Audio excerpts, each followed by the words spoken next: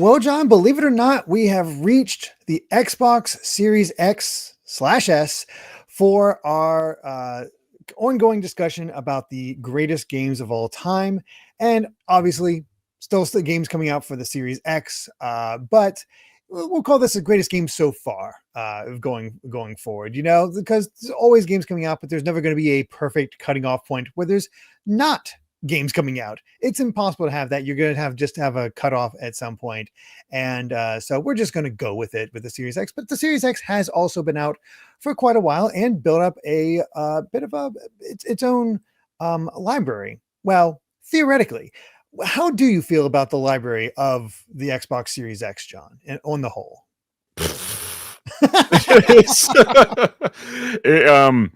I don't dislike the Series X as a console. I think there's some cool things. I like quick resume. That's cool. I like the backwards compatibility. That's fantastic. Boosts older games. Wonderful.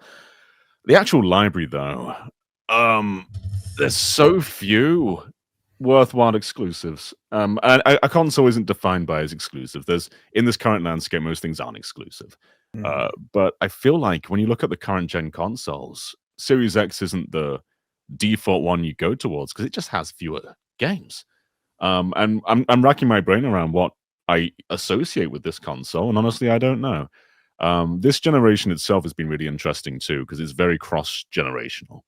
We're getting games like Marvel Rivals, which was a big current gen game. That's now going to last gen.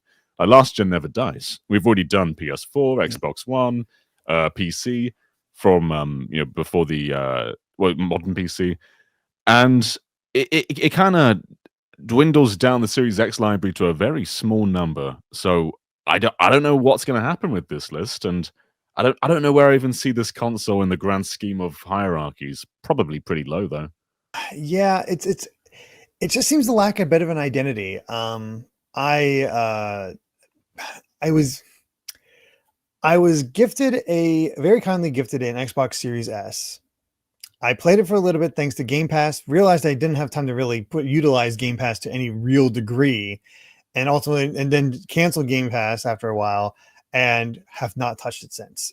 There's just been no reason for me to go toward the Series X and S. Yeah. I was pretty into Game Pass for a while to begin with, because there was a big proponent for a while. Yeah, there was a point where it was just release of really cool, high caliber games. But the nature of the industry is you can't do that forever. And I think things started to dry up. They weren't getting those really, really cool games every month. Instead, it was every couple of months. And then they brought the price up from, it used to be able to get like a month of Game Pass for £1 or $1. And now it's like £20 a month or something like that. It's too expensive. And I like to own games. And so I was using Game Pass to kind of trial games. Like I beat Nier Automata on Series X, but then bought it on PS4 just because I want to have it. And Xbox isn't where I buy physical games. And I think because Game Pass has kind of deteriorated the need for owning anything. Like it's not a console where you own things. It's a console where you have the right to play something as long as you're subscribed for a bit. Yeah, it made for a very odd thing where it's like, it's cool that you have access to all this, but you also don't really buy the game anymore, but you also don't feel like you own it. So it's like, it's just like it's almost like a rental service in a weird way. But it feels more. They used to say Game Pass led to higher sales of games, and it's not true. No, I was like, I don't believe that whatsoever. I think, NSO has its own issues. It'd be nice to actually have the choice to buy the games that come out on NSO. That way you permanently have them and don't have to worry about owning the service. But still, it seems like it's a better idea to use it for the older games there where you have, hidden gems and whatnot. I wish it could definitely improve on how quickly they release games on that, but it's an oddity to say the least. So yeah, I feel like you're in for a definite challenge to some degree when it comes to figuring out what our top 10 is for the Series X. That being said, before we get into that, there's a little bit of house cleaning I need to do from last time, because when I mentioned last time that I went through, got rid of all the duplicates, and made some decisions about some of the compilations to break it up a bit further, so we have more options for what made it in. And because of where I was at, I wasn't able to. I was trying to fully concentrate, but I'm hanging out with friends. I'm on vacation, so I'm just hearing them. That's not their fault. Not anything like that. It's just how it all goes. So there's a few things as pointed out to me by Thief of RPG. So thank you very much for the for keeping me up to date on this. They had their own list and they double checked on a lot of my work, and there's a few things that are a little bit off. So let me go over what I messed up on. The basically two big things. The first is that Power Stone is not in the top 10, top list anymore. That was the number 11 for the Dreamcast, but Crazy Taxi, because it came out that poll came out after the Dreamcast, Crazy Taxi went to that, and it was the 90s arcade one that came up to the next slot up, and that wasn't Power Stone that made that one. Instead, Tekken 3 is now in the list. That deserves it, though. And I see that, I'm like, you know what? I love Power Stone, absolutely deserves it as well. But Tekken 3, it was felt wrong that we had no Tekken in here. Yeah, one of the most revolutionary fighting games ever. It was so strange it wasn't there. Yeah, so that is now in the running for a greatest game of all time. By the same metric, I simply made a mistake when I was listening through our old one because I didn't have the written down stats at the time. For 90s PC games, it was not Command & Conquer Red Alert. That was the next game in the line. That was not the number 11. That was actually the original Age of Empires. Oh, okay. So Red Alert is out once again. Age of Empires is in. I play with the idea of keeping both Power Stone and Red Alert in the polls just because I made a mistake, but I'm like, it's fine. We'll just cut them. It's. I wish they could. Wish both could make it in, but it's just there's already going to be hundreds of games in this list. Yeah, we've got to roll with it at this point. Yeah. By that same metric, one other thing I've decided on my own as I was looking into it, because I had a question about it, so I decided to really dive in. I had Rystar listed twice, once under Game Gear and once under Genesis, because the Game Gear version was described as having more differences than you'd think. Yeah. And I looked into it, and yeah, it does have differences, but I feel like it's still not enough differences to make it feel like a completely different version. It's sort of like a few less levels and a few new levels in terms of that. But I don't know if that's enough to really qualify it as something different, especially in the grand scheme of what people associate Rystar with. Do you think of the Game Gear version when you see Rystar on the list? It's not going to win best game of all time. Rystar on the Mega Drive, maybe, but yeah, probably not the Game Gear. Not the Game Gear version. So, and this one probably doesn't stand that much of a chance either. But because it's the Game Gear. But to just have it out there, have it an option. Our new one is Sylvan Tale for the Game Gear. Okay. So that one. That one, I believe, that's interesting because it's a Japanese exclusive. Yeah, I'm not too familiar. No, that's a Japanese exclusive. Basically, action adventure. So probably a bit Zelda-ish, if I had to guess. However, music composed by Saori Kobayashi, who also contributed to the soundtracks of Panzer Dragoon Saga and Panzer Dragoon Orta. Amazing. So kind of probably a banging soundtrack. Yeah, you've got to check this out. Dedicated video for this game incoming. Yep, totally. That is all my my major mistakes. I think everything else is pretty on the ball as far as everything else. And I am basically getting that list into alphabetical order so I can share with everybody so they can see what is viable to vote on as we go forward. So all that set. Otherwise, John, for the Xbox Series X/X, it's only got 243 votes, which is pretty limited. But also, yeah, not too surprising. And No. honestly, I think it's also reflected in the game totals. Only 124 different games before we reach 10 points Man. or less. I don't hate this console. I don't want to come across as a big Series X hater, but it's just there. It's just a kind of uninteresting. Yeah, and a lot of those I only eliminate the duplicates for the top 10. Yeah. So anything below, I'm not going to go through and double check and all that. It's whatever.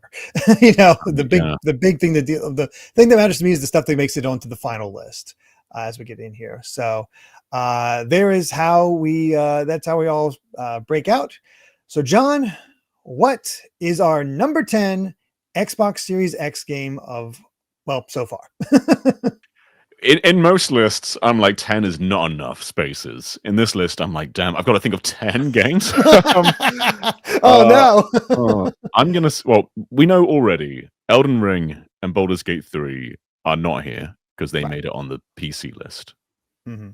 So they're not in the running at all.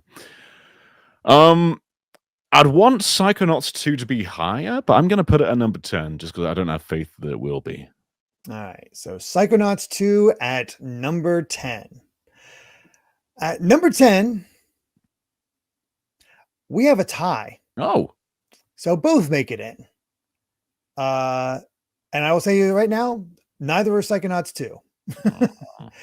At number 10, we have a tie between Cyberpunk 2077 and the Resident Evil 4 remake.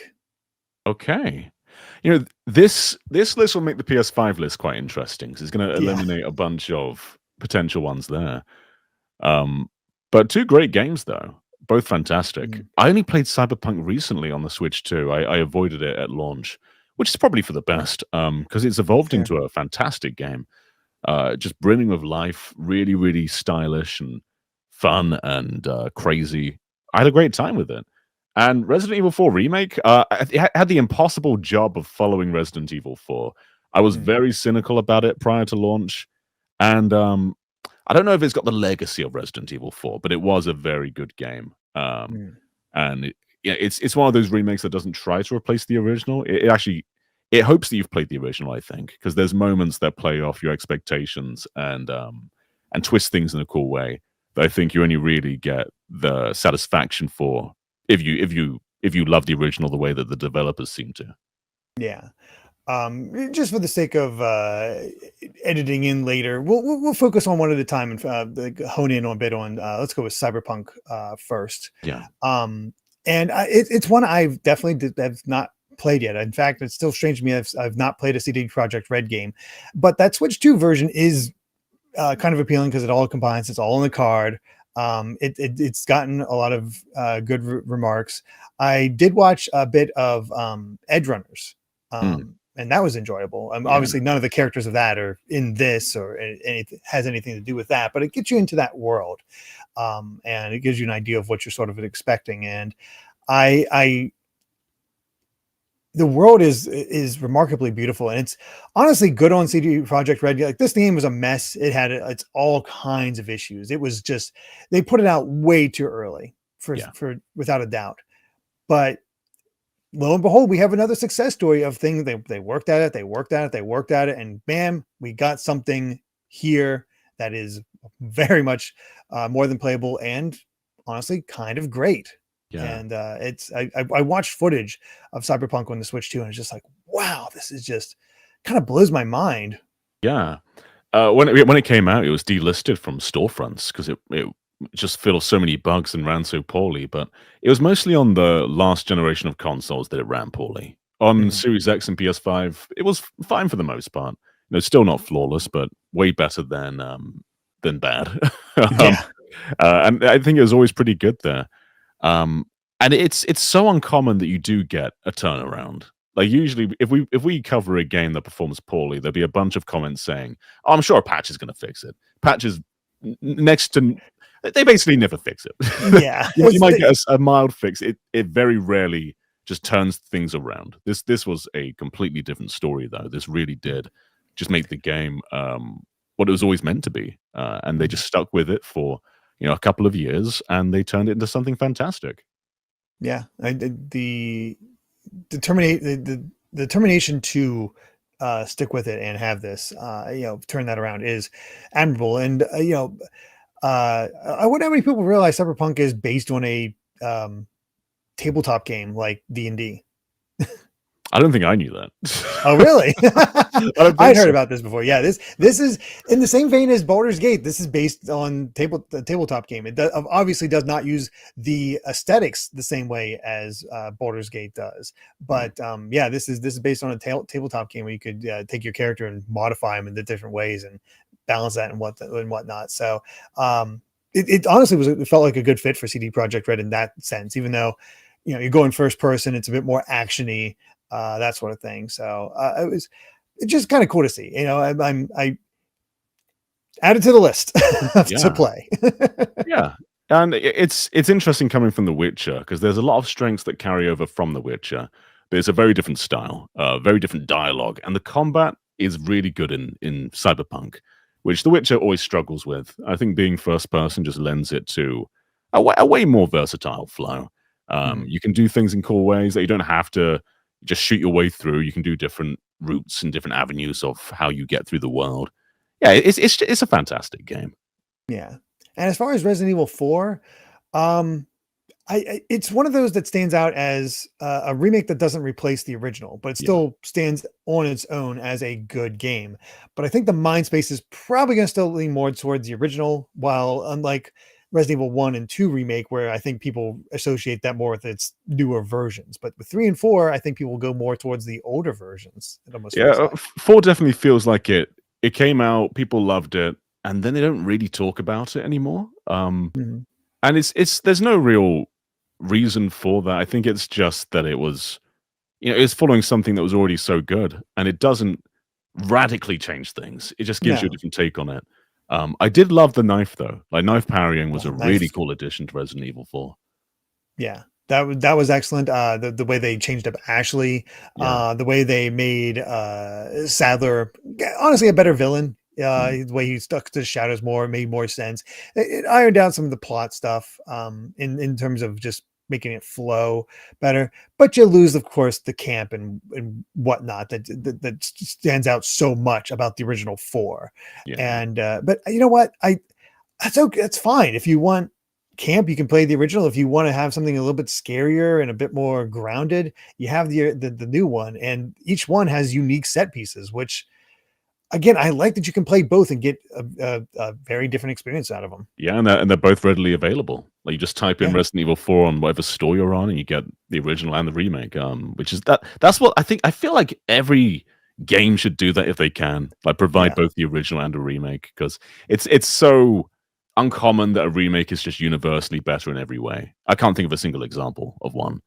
Like, it's always valuable to have both. Yeah.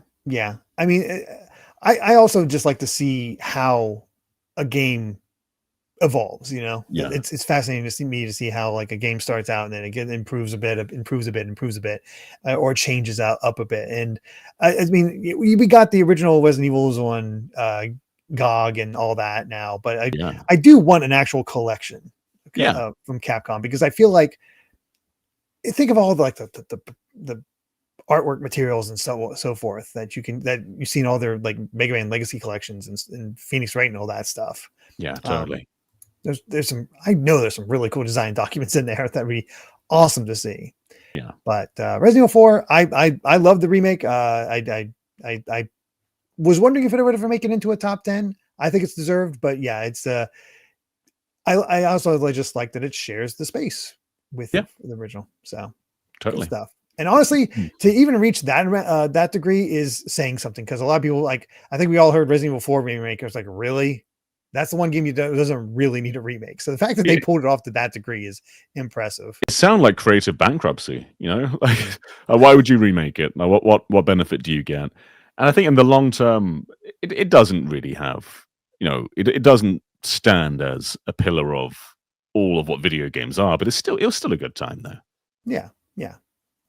All right. Well, let's go ahead and move on to our number 9 Series X game of so far. Cyberpunk and Resident Evil 4 both tied at 229 points. Number 9 beat those by 14 points. Okay. This is probably mostly going to be a third-party list, I'd guess. So I'll say Split Fiction at number 9. All right, Split Fiction at number 9. It's funny you say that, John. That it's going to be it's mostly going to be third party, because technically you are correct, but I do associate this game with the Series X, and that's Pentiment. Oh, very, very cool one. Yeah. I missed out on the original release, but I played it when it came to Switch and had a fantastic time. Brilliant artwork, a lot of creativity in there, which I can't say is what I think of when I think of like modern day Xbox, but this is just a super creative game. And it's so cool that a studio can make a game like this. Mm-hmm. Yeah, I mean, the fact that Obsidian was able to go off and just take a small team and make something so unique, and it immediately grabs your attention with just its art style and what it's going for. I have not picked it up yet, but it's always stood out to me. It has sort of like a little like wish list. It's like, okay, I want to try this at some point because it does look so fascinating. And I think it was only like a team of 13 that made this. It can't have been that many, yeah. It's very striking. But there's this there is that sort of low team vibe to it. In a good way though. It feels personal. It feels like it really was someone's like passion project rather than a group of executives saying like make this game that everyone else is doing. Like it felt new and refreshing and fresh, and yeah, I loved it. Yeah, I think it's just I gotta say I would never expect to have a game in the style of what the I'm trying to think of the period, but that art style, yeah, of that from 16th century and all that. So yeah, Reformation era. Thank you, Mark. Yeah, there you go. I was like, my history major, well, wasn't a history major, but my history love is like failing me right now. So that is a shame. But yeah, I'm glad this made it in. I actually had quite a few people asking, like, since it was made by small teams, does this count as indie for the 2020s indie poll? And I'm like, I don't think so, because Obsidian's still pretty big. I know they had only a small team, but that's technically still not indie. But we don't have to worry about it because it is in the top 10. Yeah. So there we go. Pentiment. This is definitely one that sings from Xbox going third party. Because it's still a pretty recent thing that they started doing, like Forza Horizon and Age of Empires and Gears of War on other platforms. And if Pentiment were just stuck on Xbox and I guess PC, it would never have gotten the love that it deserved. So I'm really glad this is on Switch and PS5. Yeah, agreed. So, yep. Pentiment at number 9. So let's go ahead and move on to our number 8 Series X game so far. Greatest game so far. Beating out Pentiment by 15 points. Okay. I'm bringing back Psychonauts 2. I hope it's higher than I think it is, but I don't have the faith that it will be. All right, going back to Psychonauts 2. All right, John, you are correct. And that starts with a P. This man. Instead, at number 8, Persona 3 Reload. Oh, okay. Yeah. That's an interesting one. Yeah. And what's weird? And it's like, it counts. It makes sense. This is our third version of Persona 3 on the top 10 because you have the original, then you have Portable, and now you have the remake. Yeah. And they're all distinct. But they're all also the same game. It's very odd. Yeah. I guess. I guess 3 Reload's a good game. I think it updates a lot of stuff, but it still feels remarkably Persona 3-ish. And I don't know if it feels remarkably Persona 3-ish in all the best ways that it could. So I think I still hold the original in a higher regard in many ways. Like I like how, like in Portable, you can control your party members in combat. That's great.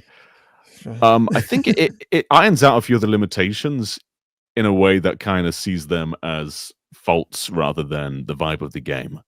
So there's parts of it which just feel a bit too flowy and easy now, and I kind of like them lingering a bit in the original. So I wouldn't say this is like a perfect remake, but it is a cool way to play Persona 3 though. Yeah, it's a nice way for the more modern audience to check it out. Obviously, with the graphics a bit there, I have to imagine, because I have not had a chance to play through Reload because, good God, it's these are Persona games. These are usually around 80 to 100 hours long. I have to imagine the pacing has been improved a bit, because that is one of my biggest gripes with the original Persona 3, is that it just I don't know. It felt like nothing was going on for long stretches of time if you're just doing the hangout stuff, and then okay, now the plot's kicking in. Sort of thing. There's still moments like that, but it's snappier. It's snappier than it used to be. That's certainly good, and it's a challenge to stick with that original idea, because you have the more structured dungeons now, Persona 5, but it's all randomized back with Persona 3, and how do you keep it fresh for modern audiences with that, who may not want to have that time to go through the dungeon again that's randomized and figure out what the heck's going on. But I think the new cast is a lot of fun from everything I've heard. Everything seems to be translated pretty well.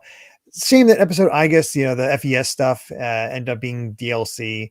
Also, of course, people are like, I think there's a reason we have 3 different versions of Persona on this list, because we don't have a definitive version yet. We still don't have a definitive version because we don't have the FemMC in Persona in Reload, which I guess like Resident Evil 4, it's nice that portable's been made like widely available though on modern platforms. So that kind of irons it out, but it would have been nice to have everything in here.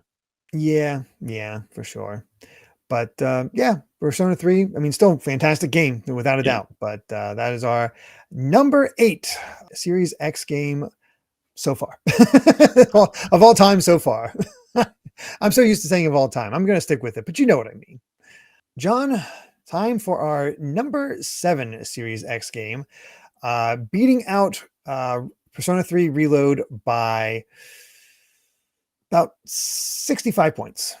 Okay, quite a bump from the prior one then. Bit of a jump, yes. Jason just said, watch Persona 3 get 3 slots on the overall top 10 list. It can. Oh, no. Persona 3, Persona 3 Global, and Persona 3 Reload, all of them. And then we have Persona 4 and Persona 4, Persona 5 in there. God. Yeah. All right. I'm going to go with Hi-Fi Rush at this point. All right. Hi-Fi Rush at number 7. Well, John, I wonder if I should start giving you some clues, because it is not Hi-Fi Rush so at number 7. Yeah. It's a hard list to guess, without a doubt. But at number 7, well, it's time for more Atlas, because it's Metaphor Refantasio. I knew it was going to be here when Persona 3 came here. I thought it'd be a lot higher than 7, though. Yep, but with Persona 3 Reload, I was a bit like, really? Like, it's good, but is it top 10 material? Metaphor is absolutely top 10 material. They made a super cool new world, fantastic cast, like one of the best Japanese dubs I've heard in a long time. And the combat's just so fresh. Everything looks super polished and cool. And it's just one of the coolest Atlas games they've ever made. I'm super happy this has made it, because this feels like it is a contender for like someone's favorite RPG ever, being like a top 10 game ever. Just that, taking the aesthetics and the style of their Persona games and applying it to something new and fresh really helps it stand out, and really shows just how much that UI work really does do the job. And I've only played the opening 3 hours of the game. I do want to get back to it, but it's just the way it worked out for my personal streaming. But man, it was really hard to not to keep playing that game, because you really do get sucked into the world. What the enemies are called as far as the monsters. It's like, that's a little interesting. The setup of everything seems to be pretty intriguing. And as you said, the combat is certainly fresh. Has taken a little bit from the recent Trails games as well, with the mix of real-time / turn-based combat. Yeah. It's a lot of fun. I love how abstract everything is too. Obviously, there's a lot of different Shin Megami Tensei games out there now, but Persona is the one that most people gravitate to. And I love that this just feels like a darker, weirder, bit more mature take on that kind of style of gameplay. and it balances it all just super, super well. Yeah, I hope this becomes a mainstay series. I don't want this just to stay as one metaphor game, because it's equally as good as any Persona game is. Oh, absolutely. I think it helps it feel fresh, especially just because you're beyond the high school setting, which is, fun, but it's not as unique as it used to be. Exactly, yeah. Even though it's been like like 12 years since Persona 5 or something, it's lingered for so long that it doesn't feel as fresh as it could. Exactly. So, love to see this get some more love and really take off there. But I honestly I can't wait to get back to it. It's just another one of those games, very much like certain games I just get to try out. And I was like, oh damn, that's really good. I want to keep playing. It's like, damn it. But then time. But yeah, this is what I'm excited to get to. I'd be honestly shocked if it did not make it onto a top 10 list somewhere. Oh yeah, this was destined for either this one or PS5. I think it's just because this came first that it isn't on PS5. Yeah, pretty much. All right. Well, let's go ahead and get to our number 6 game of all time on this Xbox Series X, beating out Metaphor by 48 points. All right. I will go for a game that I would have in the top 3, but I don't think everyone would, and that's Flight Sim 2020. Flight Sim 2020. All right, going for what? Damn, you can't even call that an Xbox exclusive anymore, can you? Well, 2020, I guess, is 2024 is going to PS5 now. I guess that's true. That is true. But at number 6, well, John, fortunately that's it. But we are heading into the infinite with Halo Infinite. Okay, an interesting one. I think it does deserve to be here because it is good, but it stands out as a Series X game without a doubt. Yeah. You think of Series X, you probably think of this. It'd be weird not to have it here, and it is good. I played it a bunch when it came out. Played through the campaign, thought that was a bit disappointing, but the multiplayer, I think it's really good. It captures that sort of Halo 3 era where everyone starts with the same stuff, has to go out into the map, find the weapon, fight for the power weapons. That balance is all fantastic. And there's some cool new things, just cool new abilities. I think it balanced everything really well. The problem is it's a live service game, and it released feeling incomplete. You look at Halo 3, that game, it launched with a plethora of content, had Forge, it had Theater, had a bunch of maps. It never needed DLC. Like Halo 3 could have stood the test of time as it was. Infinite couldn't. Its map variety was nowhere near where it needed to be. It felt like you're playing on the same places all the time. It didn't have the playlist variety that 3 had. And then years went on. Clearly, it didn't have the roadmap it intended to have, and it just never really became complete. The core's good though.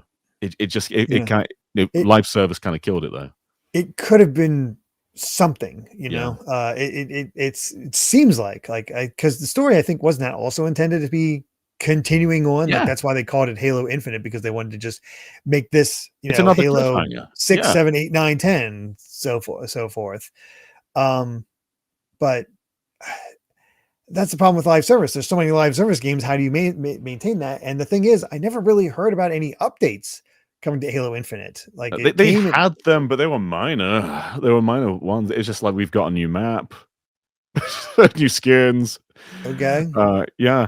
I miss the days when games could just ship complete. Like the expectations they have to live forever with content updates to keep them relevant is really depressing. I think games should just last based on their quality. Exactly. Look at so many of the older games that people still go back to and play, and it doesn't have all the live service stuff, but they want to keep making money and whatnot. But it's like it just goes to show that live service is feels like such a trap anymore, because either you're successful or you're not, because you got stuff like Dragon Age Veilguard was supposed to be live service, and they're like, rip it out, and then it also feels half complete because they didn't have the time to properly turn it back into a single player game. And it's just some really bad decisions Yeah. get made a lot of times. This was And meant to be a launch title as well, but it didn't come out oh, that's until right. the second year of the system. It's showing clearly it was rushed, and clearly things didn't go the way they were meant to go. And the Mhm. campaign's interesting because it follows Halo 5, which had like the worst story in the series. Like it ended in a horrific place. And they just kind of they don't retcon it. They embrace that Halo 5 happened, but then there's a story that isn't told between 5 and Infinite, where Cortana's plans just fell apart and she's just dead now. So like it's like, Oh my god, they killed off Cortana like off screen. yeah, kinda. Like Oh my god. there's like remnants that you find to sort of explain it as the game goes on, but it spends a lot of the game just trying to catch you up on why Halo 5's story didn't matter actually. But yeah, they do their Whoever best. Decided that Prove Cortana that should go side. evil is just like that's such a bad idea. Yeah, 'cause it start at the beginning. It's all about how Cortana just died, and then God. there's this monkey man you have to defeat now. And yeah, it's meant to be in chapters. So the first chapter was on like the grassy biome, which is where everything happens in the campaign. Like, it's either the grassy biome or there's the metallic, Forerunner interiors. Those are the only two environments you see in this game. And the open Mhm. world stuff is it's kind of cool, like flying around on a banshee, getting a warhog, and flying on the map. That stuff's kind of cool, but it just feels like the same thing again and again and again. And it was meant to be more, but that more never happened. They stopped telling the story, and I don't think you can blame them. They need to move on. Yeah, I don't know what comes next for Halo at this point, but I the core is enough there. It still clicked with people because it did make it to number 6, which is not nothing on Yeah. this. Um, it beat out some pretty big multi-platform games. So I think that's saying something for it. Yeah. So Like, you make case studies for its failures, but it is a good game. yeah, There's a the good thing there. core is there. Something could have been done with this, but something went wrong in the pipeline. Yeah. So, Mhm. which is a shame. But all right, we get to our top 5 Series X games. Though, quick little note, believe it or not, we only had one game that was a repeat from past polls make it into Oh, the top 10 here. And that would have been this would have been our number 5, Elden Ring. that is interesting. Or I guess would have been the number 6, but yeah, Hmm. Elden Ring. Baldur's Gate came to Xbox like a year after PlayStation, so I guess I'm not shocked that that's not here. But yeah, Yeah. Elden Ring would have made a lot of sense. Yeah. So Elden Ring would have been on this list, but it is no longer. So I'm actually quite surprised that there was that, not a lot of repeats on this Yeah, one. me too. So, well, let's break into that top 5 and see what hit number 5, beating out Halo Infinite by 45 points. They're all pretty tightly packed together, aren't they? They are. There's not a lot of jumps until, well, the jump between 1 and 2 is the biggest. I'm going to go with Indiana Jones and the Great Circle for this one. All right, Indiana Jones and the Great Circle. At number 5, it is not Indy, but I guess you could say it's. Nah, I'm not gonna go with that pun. That's dumb. I don't even know what's in there. Number 5, Forza Horizon 5. What was your pun going to be? I thought about Indy Racing. Oh, okay, all right. I'm like, wait a second. I don't think they have Indy Racing in the in Forza, so don't cut it. But yeah, Forza Horizon 5. We've seen Forza make the Xbox list quite a few times. It is a well-loved series. Forza Horizon 5, I believe, is set in Mexico. It is Mexico, yeah. And what else did it bring? Because I don't know. I think it was more just a really good Horizon rather than one that did lots of new things. Like Mexico was stunning. It was really cool to go from the orangey streets to the mountains to forests. Like all that stuff just melded really well into the setting. And I think the setting's really what drove this one. Because mechanically, it's as sound as any other Horizon game. And personally, I just love just holding down the accelerator and just blasting through the world and just taking it off track. I always have a great time just zoning out, putting on a podcast or something, and just playing around in Horizon's world. Because the racing's great, all that stuff is cool, but these games just have killer world design, and it's just so fun to chill out with. I'm looking through the wiki here to see what it is there, because I miss arcade racers, so Mm. I've missed out on it. I obviously this came to PS5, and I just haven't picked it up, so it's oh well. But it apparently introduced the Horizon Arcade, which is a series of mini multiplayer games strewn across the map. One of these is Pinata Pop, where they drop cargo planes, drop pinatas that the players have to pop together. They also have an event lab where players can create their own custom games, races, and more. And accolades, which allows players to collect points and prizes for completing certain tasks. And some vehicles can only be unlocked through the accolades. And there's over 1,800 in the game. Jeez. Good God. Yeah. But it's like that's a big amount of content, but it's all pretty minor stuff. You know, it's not like, oh, you've got to get it because of the pinatas. Exactly. It's not. Yeah. It seems like a minor update on the whole. It's the big thing is the new setting. Yeah. And that's the case each time. Like it sounds like Japan's going to be Horizon 6's setting, and that's going to kill as well. But yeah, Mexico is just a really, really cool setting. And I think the one before it was the UK. So it's a drastic surge in atmosphere and vibes. And yeah, this is one of the best racing games I've ever played. It's just super chill, super fun, and just mechanically brilliant. And it killed main Forza as well. Because after this, you know, the studio that makes just Forza Motorsport got dismantled mostly, a lot of layoffs. And Horizon's the one that's still surging. Yeah, but I mean, I'm not into realistic racers. I mean, I'm sad for the team, obviously, but I just naturally would gravitate more towards Horizon than Motorsport. It makes more sense. Yeah. It's the cooler game. For sure. And they found a formula. It's like, let's just change the setting and have something that's unique to that setting. So let's go from there. So yeah, Forza Horizon 5 at number 5. How fitting. All right, let's find out what our number 4 Series X game of all time so far is, beating out Forza by 58 points. Okay. So we are still lacking Hi-Fi Rush. We're still lacking Expedition 33.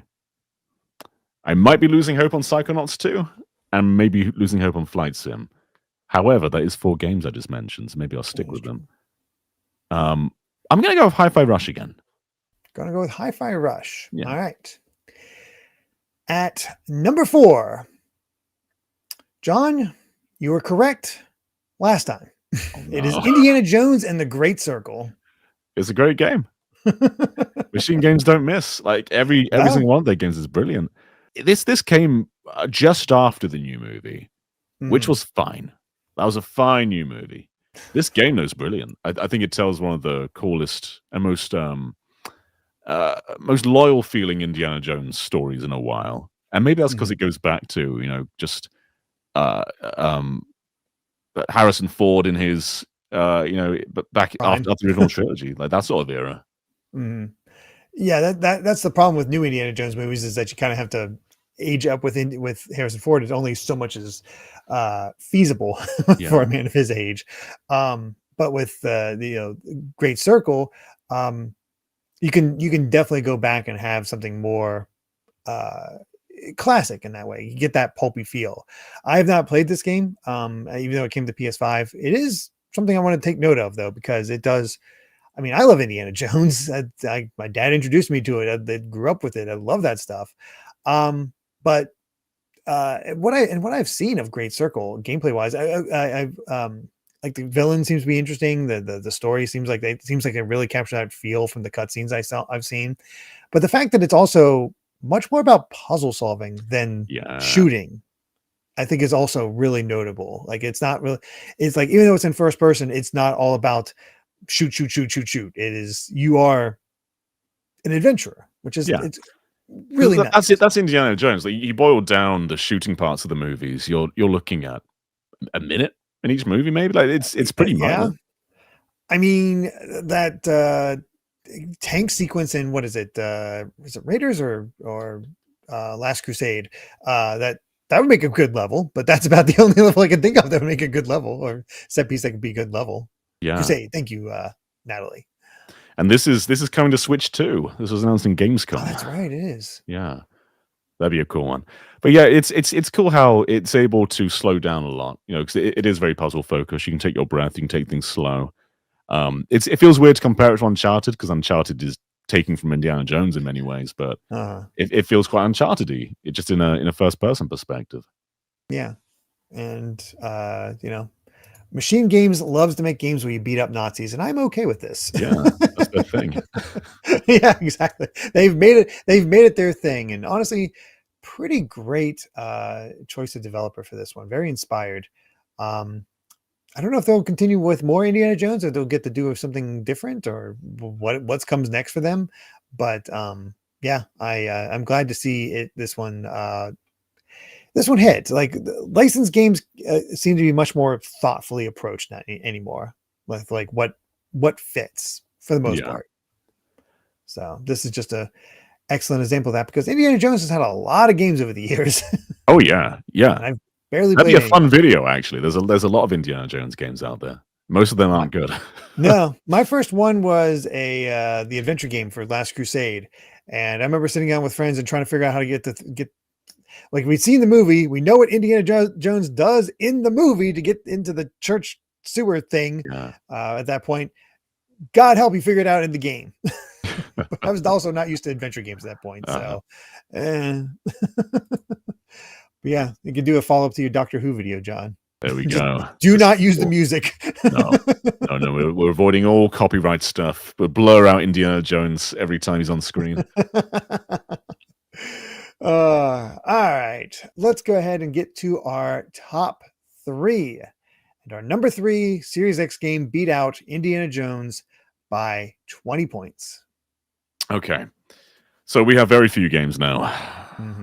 I don't want to say Hi-Fi Rush again, but this feels like the point for it because it's a great game. I don't know if it's the best overall, though. I'm going to say it again then. Hi-Fi Rush. Going with Hi-Fi Rush. At number 3, it is a game you said earlier, but it's not Hi-Fi Rush. Man, it's time for Psychonauts 2. Oh, that's really nice to see. Incredibly nice to see. Yeah, wonderful game. There was, I don't know how many years it was between this and the sequel, like 20? Is that how long it was? Something like that. It's a amazingly 2005 for the original, 2021 for Psychonauts 2. Yeah, crazy. And they picked up from the original so well. It irons out a lot of the mechanical stuff that was a little bit wavy in the original and just makes it a wonderful, wonderful tale. It feels like it gets more expansive than the original did too. Like, there's lots of moments that are more bombastic, that they're able to push things further. Lots of like weird psychedelic stuff, but just wonderful takes on what Psychonauts maybe couldn't do the first time. Just feels like they did what they always wanted to do. It feels like. Yeah, I want to get to this one because I replayed the original Psychonauts relatively recently, and it still holds up, and you can still see like how it has very much origins in the adventure game genre. I feel like with Psychonauts 2, it's probably a little bit better balanced towards the platforming side of things. Yeah, there's still some of that adventure in there, but yeah, very much more platformy. Yeah. And weird to think about that this is technically Psychonauts 3 because I didn't realize Rhombus of Ruin was the one that actually picked up right after. That's the VR game. Yeah. That's Psychonauts 1, and this picks up after that, but apparently catches you up to with what's going on. It's funny that Rhombus of Ruin is only on PS4. So like, even though this is an Xbox franchise now, they didn't get that. Also, hard to believe, this is a crowdfunded game. Yes. Got 4 million. It did, yeah. Before the acquisition. And then I think they were quite soon after. It's fantastic. It's just a genuinely great game that we don't get very many of these days. Like when Astro came out, there was this big like, oh, everyone should be doing platformers, and they should be, but they should. They pulled off a brilliant one way before that, and it's a very daring one too. Like it goes in strange, weird, fun places. Really, really great jokes, great writing. but it doesn't do things you've seen before. I don't feel like. I felt like there's lots of locations and ideas I hadn't really seen in platformers before, which I don't think was true of Astro a lot of the time. But this one's just giving you like really unique stuff. I need to fast track this one. This one's. I love the original. It was just so unique and fun. So this, gosh, this is just, again, the idea of just each platform world is somebody's mind, and what that means. And who knows? The great thing is I have no idea what kind of minds he goes into this time. You know, everybody knows the Milkman from the first game, but I don't know anything about what Psychonauts 2, what he goes into. Yeah, so, just keep your eyes covered. Yeah. Don't figure anything. We'll absolutely do that for this one. But I was hoping, and I'm glad that Psychonauts 2 made it into a top 10. Yeah, same. So, yep, number 3 for the Series X. And honestly, yeah, I do associate with the Series X. So, fair enough. All right, John, it's time for our number 2 Series X game of all time so far. Beating out Psychonauts 2 by 25 points. Pretty close. So this is either Hi-Fi Rush or Expedition 33, I feel like.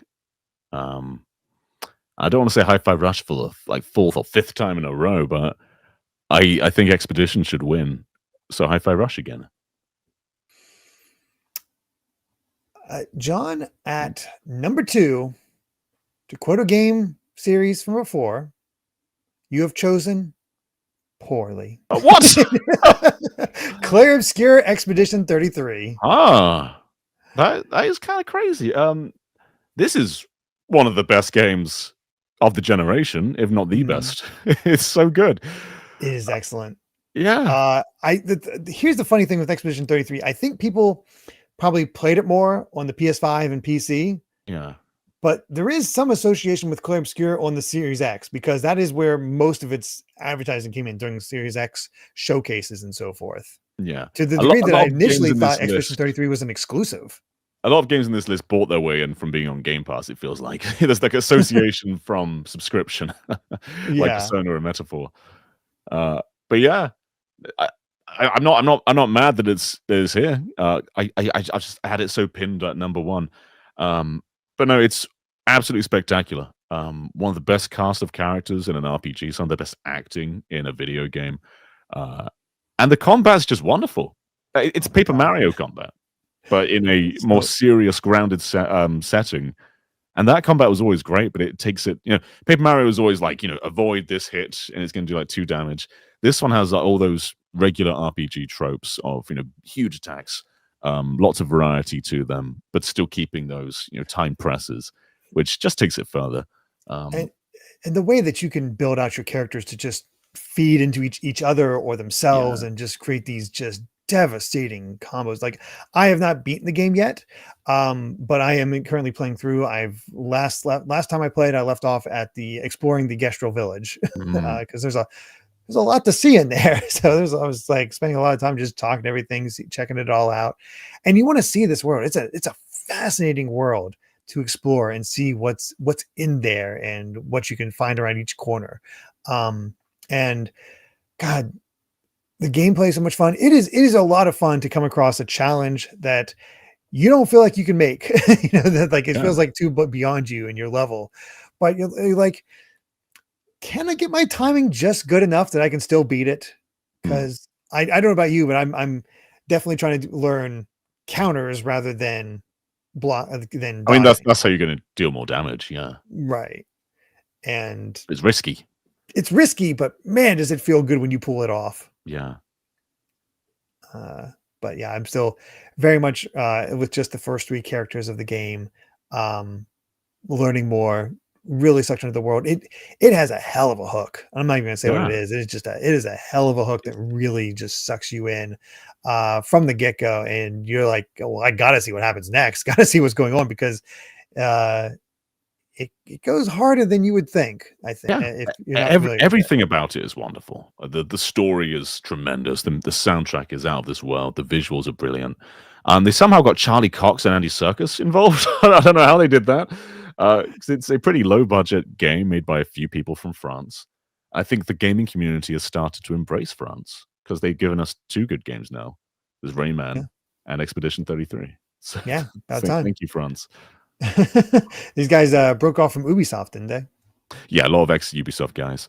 Yeah, I guess Prince of Persia, a lot of them made in France too, so we can't forgive the French. Yeah. Yeah. It's like good on you for getting away from Ubisoft, because Ubisoft is it may have served its purpose. Yeah. Let's be honest. But yeah, I mean, I love how they embrace France as well. Like this game is so French. It's wonderful in It that is. way. It makes it feel more unique in that way because of that. Yeah, I want a lot more big success stories from all over the world. 'Cause Yeah. it feels like it's we've had a lot of Poland ones lately. That's cool. Yeah. But it feels like it's usually America, Japan, sometimes Britain. I want to see some all kinds of Euro success stories. They give you really fresh new worlds and vibes that we don't usually get. So hopefully we get an Italian juggernaut soon or something like that. Yeah, Italian juggernaut, Australian juggernaut. Oh, we've got a few big Australian games. I'm thinking like the RPG settings and stuff like that. Yeah, we got with Expedition 33, or we did get the indie game Raji and Ancient Epic, which is Indian, but to expand that into something like of this scale would be really cool. I like new settings. We've seen a bunch of those settings to see what they can do and how they integrate their culture is a lot of fun. I think that's why a lot of people gravitated towards Ty the Tasmanian Tiger, because that is a very Australian game from a very Australian team. Exactly. So, Alex is saying like Australia gave us Hollow Knight. Australia's given us quite a lot of stuff. They give us Bluey. So we love Australia. We do love Australia because of that. So yeah, that's a good point. Plus, playing Jason, one of the most famous franchises of all time in video games was Russian. And we haven't seen another Russian success since. Not really. Yeah, where's the follow up to Tetris? Huh? We've had Tetris too, but what's next? Yeah, what's next? Oh goodness, but yeah, Clair Obscur Expedition 33 at number 2. It was absolutely going to make one of these lists. Not a doubt in my mind on that one. So good to see it here. But John, it's time for our number 1 Series X game of all time so far. Right, what it would be? What do you think it is? Beating out Clair Obscur by 158 points. Okay. I'm going to say it for the 5th time. Is it Hi-Fi Rush? It is Hi-Fi Rush. Okay. I do wonder if Tango was still around, whether this would be as high. Like, is this a vote to make a point about how this game was always great for sure? Yeah. Is it a justice point though? That's hard to determine. It's hard to determine. I think you think Xbox Series X, because it was so ubiquitous. It's like, this was like, what are you doing? Here's like it felt fresh, it felt new, it felt interesting, it felt fun. It was so colorful and different, and it came out of nowhere. So it really did feel like one of the first big successes from Xbox. Yeah. And then to turn around and be like, okay, we're getting rid of the team. It's like, what the hell? It was crazy. Yeah, it was absolutely wild. And Tango, I feel they made some really good games. Like Evil Within, it's good, it's great. But it wasn't. It wouldn't have ranked on a list. It hasn't ranked on a list so far. And I've heard Evil Within 2 is significantly better. Yeah, but Hi-Fi Rush though is just universally a more interesting game. The art style is super striking, but it's a gameplay style we've never really seen before. Like we've had lots of rhythm games over the years, but making it like your combat is to a rhythm is super unique. And I think it's an idea. It's not like an unfathomable idea. I think we've pitched this kind of stuff before in the past, but no one's ever really done it because it's quite a hard thing to execute. But they made it feel so effortless. Yeah, I've played a little bit of the game, and it was shocking how you fall into that groove. Like, you don't need to follow that rhythm, but it really just put you into a flow of combat, and the characters are fun. You get these wonderful animations from the characters and how they animate, and fun, exuberant voice acting and crazy characters. It's hard not to stand out as Hi-Fi Rush. It really is just so different, and I think people crave that the same way that the Expedition 33 feels different. we've seen a lot of the same ideas over and over again, but to get it in this way, like this crazy Saturday morning cartoon action game, like not unheard of, but just I don't know, the way it's executed just stands out. And yeah, it's probably gotten some, maybe not pity votes, but people associate it. So it just has that association. So yeah, I know Hi-Fi Rush. I played Hi-Fi Rush. Yeah, that's Xbox Series X. We'll vote for that. But yeah, I think that's where it kind of fits in best. It deserves to be here. Absolutely. I don't know if I would personally put it at number one, but I think that's still fine. Because it is a fantastic game. And it really, this is the kind of game that I think Game Pass was meant to be all about. You know, it's a one and done single player game, one that maybe not everyone wants to, make the commitment of buying. And I think that's what they need a lot more of. Like that sort of, Netflixy, Amazon Prime kind of content where, it's not something you play forever. It's something that you cycle between different games. I think this is a lot more of what they needed. And then they had a huge success story that's exactly that tick, and they close it. It's wild. It's crazy. You know what's interesting? Looking at the top three, I would label each of these AA games. Yeah.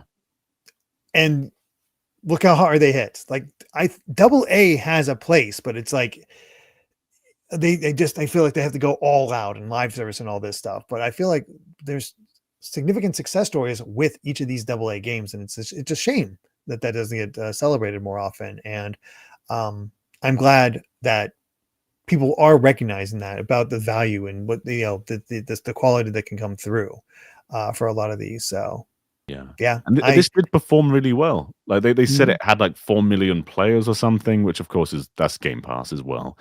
But they're never going to sell units on Xbox anyway. So Game Pass numbers are basically the metric you count anything by. And they don't need as much to get their revenue back because it's smaller teams doing smaller projects. And that's absolutely what the industry needs. Like there's always that meme of like, oh, I want shorter games with worse graphics made by smaller teams that are paid more. And it's true. I do want all that stuff. And these are prime examples of that. Because I don't need every game to be live service, endless, content. Look at the pores on their skin type thing, like type graphics. It's like, oh, no, I'm good. a lot of those games are just going to bleed together too. Whereas everything like Expedition and Hi-Fi Rush and Psychonauts, they are all so distinct. Like there's nothing like them. Not like a single one of them. They're all completely original games. And like you can't really make comparisons either. Like, oh, it's a bit like this, it's a bit like that. They're all they are what they are, and that's the reason why people love them so much. For sure. There is our top 10, technically 11 because of the tie. Series X / XS games of all time so far, because it's still ongoing. But that's like I said, it'll never end. But yeah. What do you think? What do you think so far? Especially because we really only did have one repeat as far as previous games, the previous polls. Yeah, I thought it was pretty good. I was never really sure how this was going to pan out. I think it panned out okay though. The only game I'm disappointed not to see is Flight Sim, but I'm not surprised not to see it either. Yeah, and we'll get to that as we get to our top 50.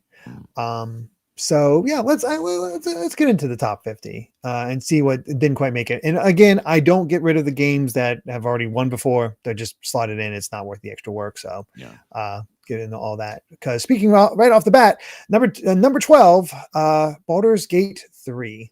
Yeah, we spoke all about this on the PS5 list. It's one of the generational defining games. It's wonderful. It just came to Xbox Series X a bit later, so it's probably why it's not really associated as much. Yeah, I seems likely. I do have a question for you with number 13 though, and honestly, the live audience, because number 13 is Sonic X Shadow Generations, and there is not a doubt in my mind that it will make one of these top 10s because it has PS5, it has Switch 2, and it has multi-platform. It is making one of those without a doubt. The question is, should I count it because we already have Sonic Generations? Should I just take Shadow Generations and combine it. If Shadow Generations, let's say, makes a top 10 for PS5, do I eliminate that from the top 10 and combine it with just make it Sonic X Shadow Generations for our top 10 purposes? I Just to think it have would be more variety. weird when you're voting to have a drop-down list that has Sonic Generations and then Sonic X Shadow Generations. Mhm. So I'd rather there just be Sonic X Shadow Generations and no Sonic Generations, because that makes more sense to me. Okay. Because the only other option I could think of is have Sonic Generations and then have Shadow Generations. So Yeah, I think they make more sense as one package, don't they? yeah. I think so, but I wanted to just make sure I was in that way. So yeah, if Sonic X Shadow Generations makes the top 10, then it will be combined with Sonic Generations and another game will fill in its place. So Yeah. I think that's probably the best way to handle that one. But because it was close, number 13, it was not too far off. Only 19 points away from Resident Damn, Evil 4 yeah, and Cyberpunk. So really yeah, close. so crazy stuff. Number 14, Like a Dragon, Infinite Wealth. Yeah, I mean, I'm not that surprised for this one either. Though, I'm trying to remember when this one came out. There was one at the Series X launch. Was that just Yakuza Like a Dragon? I think that was Yakuza Like a Dragon. I Mm. want to say They come out so frequently, I can't keep they track. are they. It's amazing how fast they pump out these Yakuza games. Number 15, Alan Wake 2. I've been wondering whether this will land on a list. Maybe now that we I, bumped out some of the multi-plats for this one, it might come on PS5. Maybe. again, it has a chance on PS5 and Gen 9 multi-platform. So Yeah. there's 2 more chances for it to make it on. I've not played it yet, but I've heard nothing but good things. Like just phenomenally better than the first one. Yeah. And I love the first one, so I'm like, okay, yeah, I'm down. Number 16, Street Fighter 6. Yeah, I guess this is on Series X. Yeah, it is. Yeah. Yeah, it is. We'll be talking about this one again soon. At some point, we're going to be talking about this one. Yeah. It feels all the more likely. At 17, Sea of Thieves. Yeah. This one feels like its only real chance. I don't see Sea of Thieves making it on other lists, which is a bit of a shame because this does feel like a Series X game. Yeah, I guess. It spent a long time on Xbox One beforehand, but True. yeah. Yeah, I mean, it's great. I never played it as much as some people do. I've seen how dedicated the community is, though. They love this game. Yeah, there's some fun stuff in there. Number 18, Starfield. I was wondering if this would show up. Everything I've heard about Starfield is just it comes across as a bit of a bore. It's an interesting one, isn't it? Mhm. I dabbled. I didn't play it. I got kind of bored, but it's I don't think it's better than what they've done in the past. And what they did in the past was a long time ago now. Yeah. Like Skyrim was 2011. And it's somewhat more ambitious, but it's also smaller in many ways. And it's weird to see how that came across over such a long development. And I immediately got worried when they started saying it's like, thousands of different planets that you can explore. It's like, oh, how different are they going to be? That doesn't excite me when I hear that. Bethesda games, is it? It's for those, it's for those really tightly told stories and very tightly designed towns. It's not really about endless variety. Mm-hmm. Yeah, I'd rather have distinct, unique planets, each with their own story that really gets told. So it's like, yeah. Number 19, Yakuza Like a Dragon.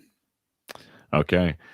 Yeah, I think this is definitely one that I do associate with Series X because it was exclusive for a little bit.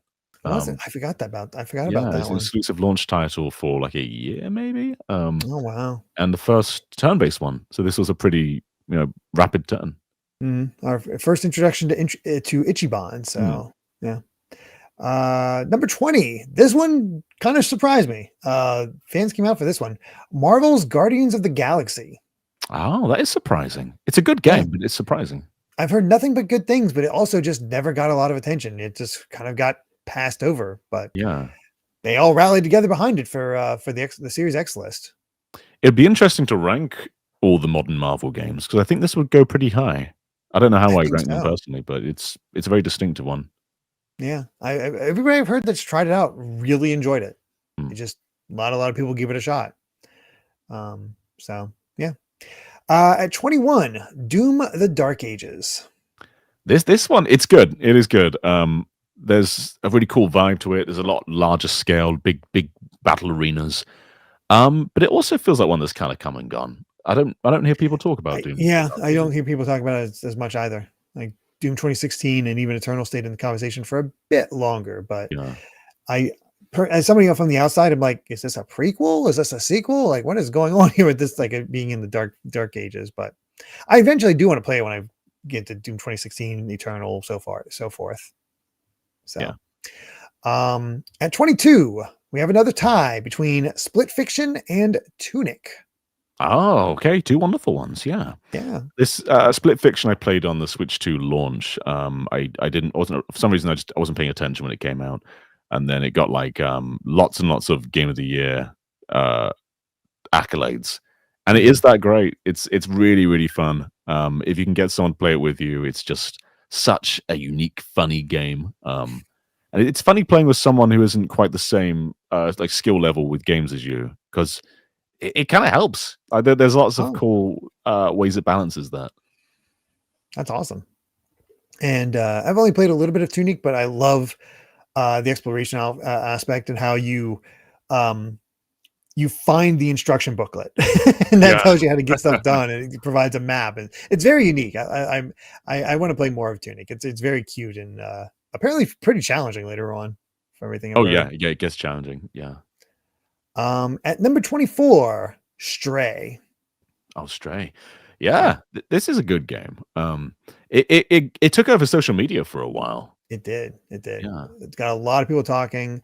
I've not played it. Don't know how it ends. At first I was like, oh, this seems like a game for Amy. But then I heard then I was like, does the cat survive? That's what I'm not sure of. And the way people talk, I'm like, I don't know. I'm a little afraid to recommend that for her. Yeah, well, no one's going to tell you. No, nobody's going to tell me, but that's fine. But what little I've seen of it does seem very charming. At 25, Doom Eternal. Oh yeah, I think, did this predate the Series X? It may have, but there's definitely a Series X update for it though. Yeah. Number 26, Taiko no Tatsujin, the Drum Master. I played this because it was on Game Pass, and I'd only dabbled in Taiko before. Like I played like an arcade machine, so this was my first like console Taiko. I was playing with a controller, which isn't the way to do it, but it kind of got me hooked again though. And I ended up getting the adventure games on Switch and getting some drums for those. So this spurred me getting really into Taiko. So that was cool. Yeah, they are oddly addictive. Like I mentioned before, Taiko. There was a friend that had it, and it's oddly you oddly get into it. Like it just has that not Guitar Hero feel, but it's simpler because it's just not dissimilar. Yeah. Yeah. Number 27, Avowed. Oh, Avowed. I haven't played Avowed. I had all the intentions to do it, and I like their games too. So I don't know why I haven't tried it yet. At some point. Yeah.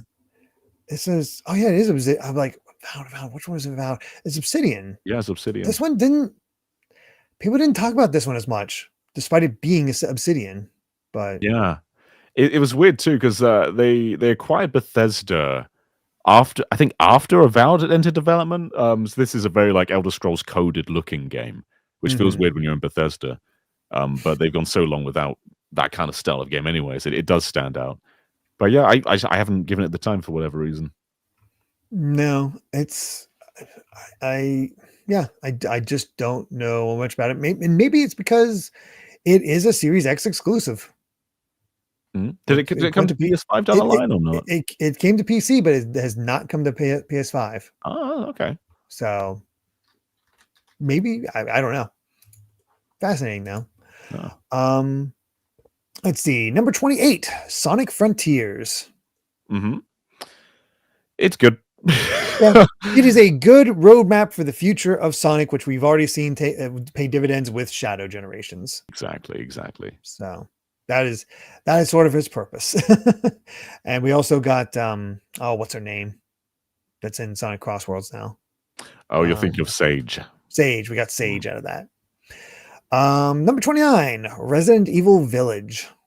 Yeah, also very, very good. Yeah, I love Village. It's a good time. Yeah.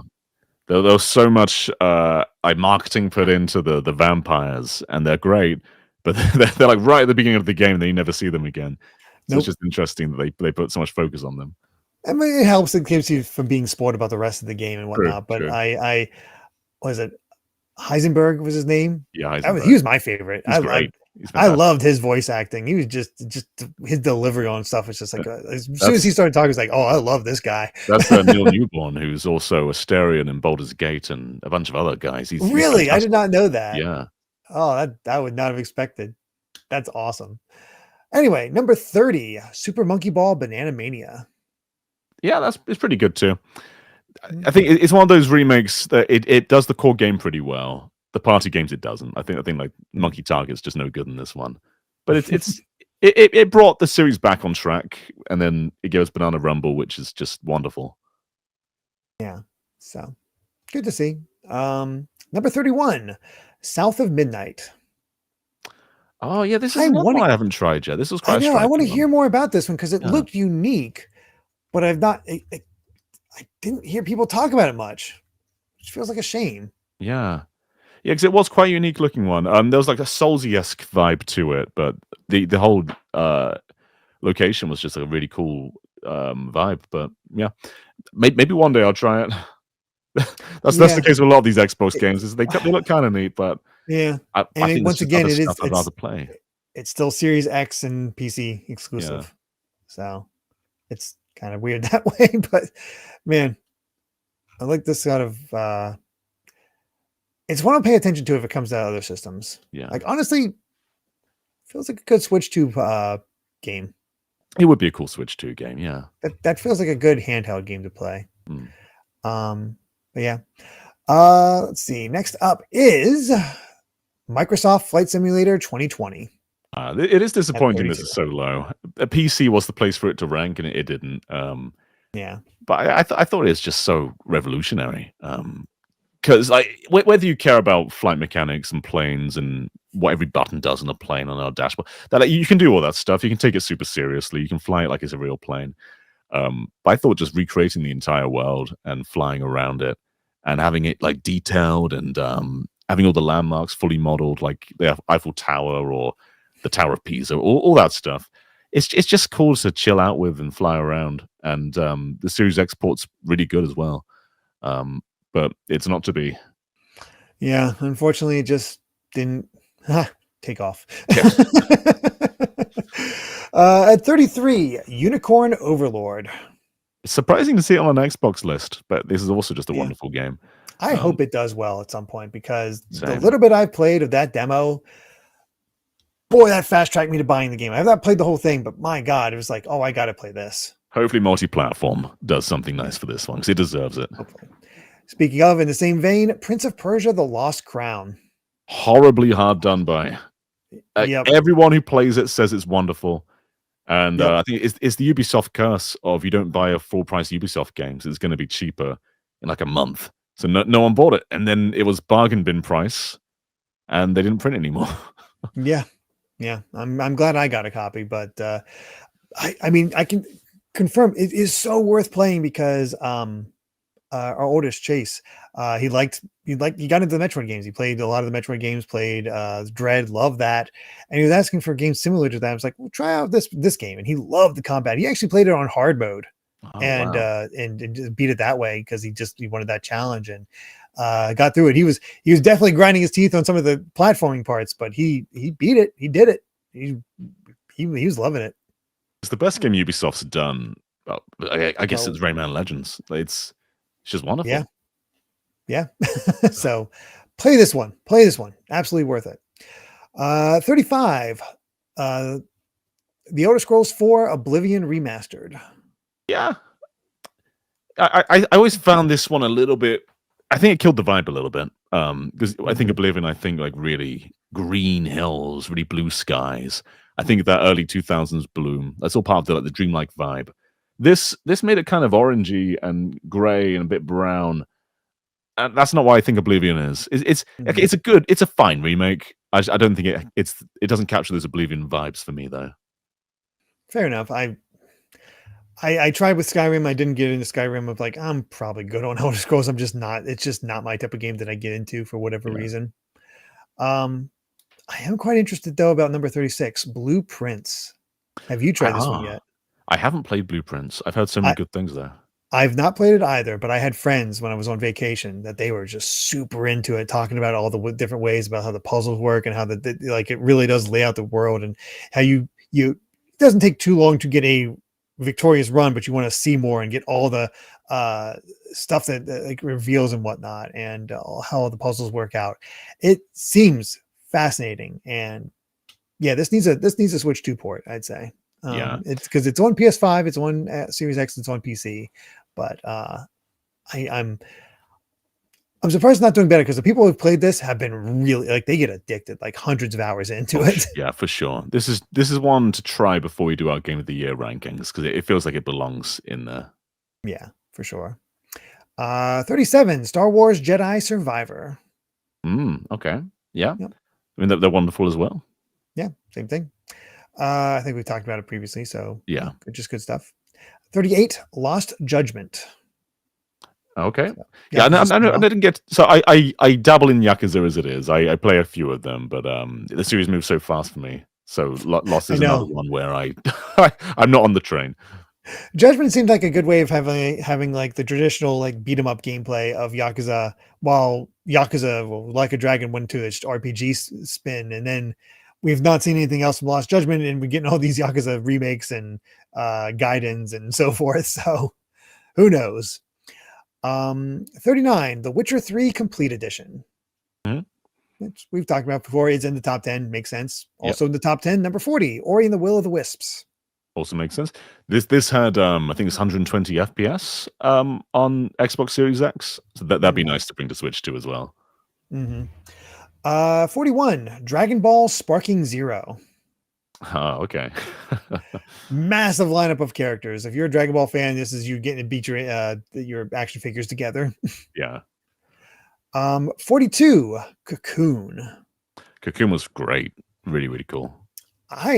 This one snuck up on me. I did not know anything about it. And then I found out it was the next game from the developer of Limbo. Yes. And so forth. It's like, oh my God. So I still don't know a lot about it, because it doesn't look similar to those games. It looks like it's not overly similar, but it has that same kind of progression where like it's top down now rather than just a side scroller. But it's that sort of progression where you're continuously sort of pushing forward. You know, it's silent storytelling, solving little puzzles, but always pushing forward. That sort of same progression as Limbo. Very cool. Number 43, Shin Megami Tensei 5 Vengeance. I really like Shin Megami Tensei 5. Yeah, I got to try a little bit of the I think the new Vengeance version. But yeah, what I played is, I think it might have the best gameplay. But I know people are kind of split on the story. Yeah, the story doesn't stir my mind at all. But it's just such a cool flow of always like reorganizing and evolving your party. Like it just feels like you're always managing something. Yeah, I have to be honest. I'm trying to think of a mainline Shin Megami Tensei storyline that's stuck with me. Like I played Shin Megami Tensei 4. I really enjoyed Shin Megami Tensei 4. Beyond the opening and the twist involved with that, I can't remember a lot of the plot. I can't remember. 44, Ninja Gaiden 2 Black. Yep. It's great. It's really, really cool. A really beautiful game too. I feel like this generation hasn't really come into its own when it comes to what these machines can really do, because so much stuff is cross-generational. But this is one that's just pushing the system to a really beautiful level. Yeah, and get some just classic action games in there. So, yep. Speaking of action, number 45, we got a tie between Hades and Monster Hunter Wilds. Yeah, Monster Hunter it's never going to be in the top 10. Nope, I don't think it's going to make it. I don't think it's going to make it. I'll be shocked, because all it's left is really Wilds, and people enjoy Wilds, but not as much as Worlds. And I think Worlds really was its best chance. Yeah. 47, the King of Fighters 15. Oh, that's kind of cool to see. Pretty impressive showing for King of Yeah. Fighters, honestly. Nice to see that. Number 48, we got another tie between Outer Wilds and Lies of P. Also, two really cool choices. I wish Yeah. they were both higher than they are. I know. I played a little bit of the demo for Lies of P. Loved it. It is on my fast track list. It's going to be the next like 2 or 3 games I'm going to play. Like I have it lined up with the games I'm going to be playing after Clair Obscure, and I want to make it that sooner than later. Yeah. And finally at number 50, the Dead Space remake, which was also good. Yeah. Yeah. I've heard it just outright overshadows the original. And I like the original. Yeah, it's really well done. It's kind of shocking that it doesn't seem like they're doing anything with it after, though. This feels like it should be the basis for Dead Space 4 or something. But, or at least like, hey, remake Dead Space 2 and let's do a better Dead Space 3 type thing. Yeah. But it's fantastic. Just a really awesome horror game. I don't know if it outright replaces the original, but it does do a lot of things better. And it's stunning. Yeah, absolutely. So there you have it. Our top 50 Xbox Series X/S games made it onto the list. We'll have to, of course, all these that made the top 10, technically top 11, are no longer viable for other lists because no repeats. So PS5 should be rather interesting next week. It should, yeah, because there's no Baldur's Gate, there's no what other games we have? Expedition 33, no Resident Evil 4. Yeah. So no Matter 4. Yeah. So there's some pretty big games taken away, but still some pretty big ones remaining though. Yep. So should be rather interesting. But yeah. We'll have, of course, let us know what you all think of the results of the Series X list, and look forward to it. We are getting towards the end, believe it or not. We only have a few more polls to go through, and then we will be discovering what is our top games of all time so far. Yeah, we're really close now. Oh gosh, but yeah, I think that'll about do it. So yeah, thank you all so much for watching. If you enjoyed the video, please consider subscribing to GVG, hitting the like button, and ringing the bell. We also have a Patreon at patreon.com/GVGaming with plenty of extra perks. So until next time, bye.